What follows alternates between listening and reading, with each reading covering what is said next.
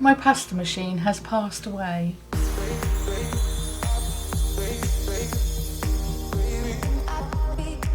Hi and welcome back to the Polymer Clay channel. So this video is a 3-in-1. I do this quite a lot and I say this quite a lot as well. The reason why I do 3 is because it's my lucky number and I like odd stuff, as you can probably tell from my channel. Anyway, so this is 3 things, and today I'm going to show you 3 different techniques that you need a pasta machine for. And as you saw from the bit that you've just seen now, mine died. And it didn't just die, it fell apart. So I thought I'd just dig out my pasta machine one day. And as you know, I don't use the thing, I just don't. I prefer a roller. Now, my wrists will tell you that I prefer the pasta machine because this video killed me and it really hurt my wrist. However, I did give it a go, and then I thought, well, this brainiac idea, I decided that I was going to fix it. So there I was, pulling it apart, unscrewing it, and then my partner got home and he got out all of his tools, and then between us, we destroyed it. So it won't go back together. It was an Atlas 150, so they're apparently supposed to be quite good, but the roller thing all broke and everything, and then it fell apart. So at the moment, it's in a bag by my front door, ready to be thrown away, which is a shame because these things aren't exactly cheap, but I am just not going to deal with that again. So yeah, this video really hurt my wrist because I had to do an awful lot of rolling without a pasta machine. So I'm going to show you 3 different techniques on tins. So without further ado, here we go.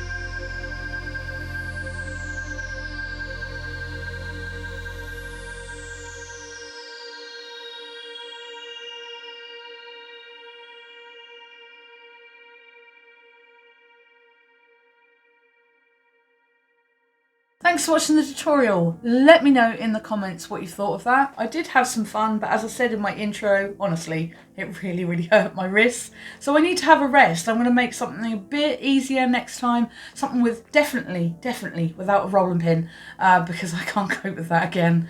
So before I show you what they look like, this is the show and tell part, but I would first love it if you would join. Now, I normally say subscribe at this point, but I have actually hit my watch hours now. Yay! So because of that, I am now fully fledged YouTube partner. And with that, there'll be adverts on my channel.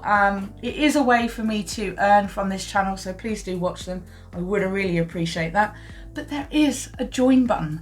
Now, I haven't really sort of advertised that before because I was kind of a bit nervous. I thought, does anyone really want to see this? I don't know. So now I'm just going to take the plunge and say, please hit that join button. It is only $1.99 a month in UK pounds, or I've got it written down, $2.48 in dollars, or $3.42 in Canadian dollars. Now this would help my channel so much. Now I haven't made a big deal of this, but a couple of weeks after my brother passed away, I lost my job. And I don't want to make a big deal of this because, you know, these things happen and stuff like that. But I really would love your support in building up my channel while I am not earning. Let me know in the comments what you thought of those. I haven't got a favourite this time, which is really weird. I normally have like a particular one that I'm kind of drawn to because of the colours or the style, and this time I just haven't, because they're all so different. And let's face it, I make a lot of things like this and I really just don't need another polymer clay covered tin. However, the idea of this tutorial was just to sort of test out the actual techniques more than anything, and I had a lot of fun with them, and it was just so different. However, in the midst of all of this, my pasta machine died, so it chewed up half of what I was making, and yeah, it was interesting. But yeah, my wrists hurt, so I can't do anything with a rolling pin for a little while, so the next one you see might be a bit more different. So with that said, as we all say on YouTube, I'm going to show you what they look like now. So I'm going to start with this one. So this is the Skinner blend. Now the Skinner blend works wonderfully if you have a pasta machine. So this one took me a long time. Now I did record the majority of me rolling this, however you're not going to see it because it was just so long. Now the idea of the Skinner blend, if you don't know, you put 3 colours together, or as many as you want, and then they blend in the middle. So as you roll them and you fold it over and roll them again, it will eventually blend in the middle here, which is what has happened here. Now I did use a technique on this, and I put a texture sheet over the top and then used acrylic paint. Now I will say this is a bit sticky still. I mean, there's no transfer whatsoever, but the acrylic paint went on a little bit too thick, I think. So it may not happen to you, but also because it wasn't sealed correctly right here, it kind of bled underneath a little bit. So this isn't perfect, but then you don't watch my channel for things that are perfect anyway, right? So I have a bit more of a closer sort of view. That's what it looks like. There's nothing more fancy about this than just the Skinner blend. So I wanted it to have like a coordinating line here. So when I put the bottom part on, I had to just layer it up. So I watched where the colours went along and then I just lined it up so that it went round properly. Now this is such a really sweet idea. The Skinner blend is easy to do. However, you do need a pasta machine. Unless you want to spend absolutely forever doing it. So that's number 1. So this is number 2. So this is called the watercolour technique. So it's a layer of black, a layer of white, and then acrylic paint. Now what I did in the tutorial was kind of like daubed it on with my fingers, which wasn't the greatest of techniques. If you're going to do it, I recommend doing it with a sponge or a paintbrush or something like that. But I didn't have any to hand and I wanted to do it, you know, fairly quickly. And I am a bit impatient when it comes to things like this. So I thought, oh, I'll just carry on and do it, you know, and see what happens. So I'm going to just show you a nice close-up of what it looks like. That's the side. And then this is the back. Now the idea of this is that it's supposed to be smaller. Now I only realised this afterwards. So if you tear them up into tiny little pieces, it would look a bit better than this. However, I didn't. So I was thinking, well, I need to cover the whole tin. But what I didn't realise is that if you make it smaller, the pattern repeats itself quite a bit better. But anyway, also you'll see these black and white lines. Now the reason why they're quite thick is because I didn't have a pasta machine, yet again, to roll the clay thin enough, which is why it's quite thick. So if you do it, roll it onto probably a 2, something like that. Not a 1 because that's too thin. But a number 2 would work just fine. This one didn't so much. I mean, I kind of like the design. I do like it, but it's, yeah, I could do better. I'm quite critical of my own work. But anyway, so a little bit more of a close-up here. You can see where some of the brush marks, for example, this one here, or my fingerprint, I kind of smudged it on. And what here I should have done is patted it gently or used a sponge. It would have worked a lot better. And I'm just going to show you the other side as well. Now, all these colours nicely blended in really well together. But to be honest with you, because it's my first try, I don't think it was that bad. Now, on top of the paint, if you don't want to wait for it, just hairdry it on cool, obviously not hot because you melt it, but hairdry it, and then you'll have dry paint, and then instantly you can put some translucent over the top, which is what I did. Now you can't see the translucent at all because I rolled it ridiculously thin, and I got it as thin as I could, and then it all ripped. So with the ripping, I then put it on in little pieces, and then I basically got the technique that you see here. So then I thought, well, what else does it need? It needs something else. So I put these little dots on them as well, and then put the dotting tool in the middle, and then did that all over. Now I haven't done anything like this before. I mean, I do dots and use the dotting tool quite a bit, but these look like beads. I don't know, they look quite cool. I just wanted something else on there that kind of corresponded with the thick, heavy black lines because they're supposed to be skinny, but they weren't. And I thought, well, let's try that. Now, I obviously didn't put them on the bottom because this will need to stay quite steady, and I didn't want any of these to knock off. But I have done them all the way around. So this is number 2. So let's move on to number 3. So this is a design. I couldn't tell you what it's called, but I used alcohol inks and a nice sturdy sort of texture sheet, and that is the kind of technique. Now the alcohol inks that I used are actually metallic, so you can catch kind of like a glimmer here, and what an effect. I really like the way that it's kind of like shined up and everything. It looks really cool like this. Now there is a kind of part at the top there, right at the top, where not only did it kind of like squidge a little bit, but the ink went underneath. So the main thing to remember for this is to make sure that you get the pattern sheet down completely and then roll it well, because then it will kind of stick to the polymer clay and then you won't get any ink underneath it. So that's the tip for that one. It kind of works out quite well.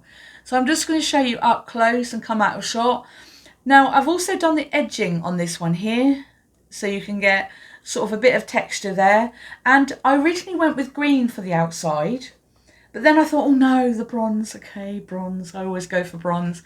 It came back and I thought, yeah, I really like that. Now you'll notice with this one, I didn't actually do the bottom half. Now it does have alcohol ink on it at the moment, but I will get that off. I just wanted it to be just the top on this one. If you haven't got a lot of clay and you don't want to do the whole bottom, or it's complicated for you, or you think, oh, how do I do that? Literally just do the top and it looks just as cool. So with this part here, I would take this all this alcohol ink off. Yes, at the moment it's all on the bottom, but I hadn't noticed that until just now. So yeah, it's textured on the edge there, and then another little close-up, you can see all of the colours of kind of like, I don't know, I just really like them. They sort of merge into one, and I don't know, I really like these alcohol inks. They're really nice. Now again, for this, it takes a while to dry, but it doesn't if you have a hairdryer. So that's what I used. Off camera, I just hit the hairdryer with it on cool, and it took maybe a minute to dry, and that was perfect. But the trick is to dry it while the texture is still in place. So don't peel that off first, keep it on there, and then hairdry it, and you can take it off straight away. Now I don't know if you remember, I did a plastic wrap one, and that had alcohol ink in it. So you could probably use the same thing. I just left it overnight and let it dry naturally. But if you were really, really impatient, and I have been known to be, you just use a hairdryer and it will dry really quickly, and then you can just carry on. Let's see if we can pick all these up together. So this is how you do lots of techniques without a pasta machine. Thanks for watching, and I'll see you again soon.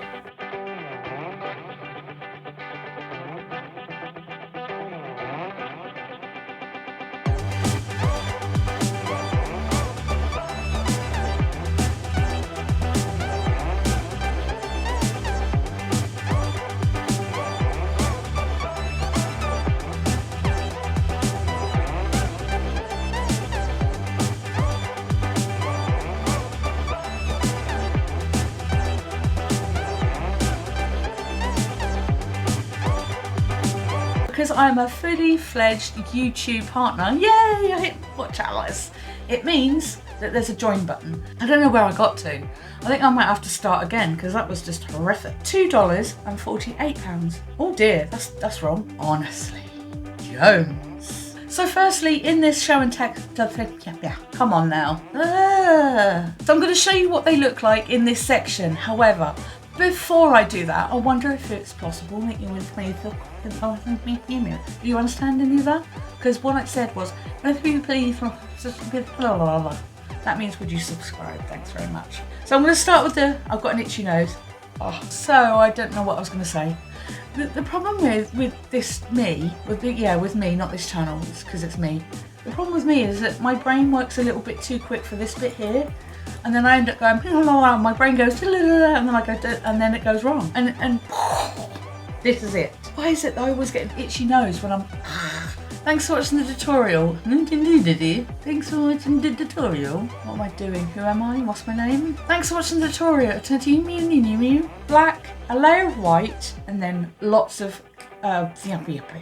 So this is how you use lots of different... This is how you use lots of different techniques without a pasta machine.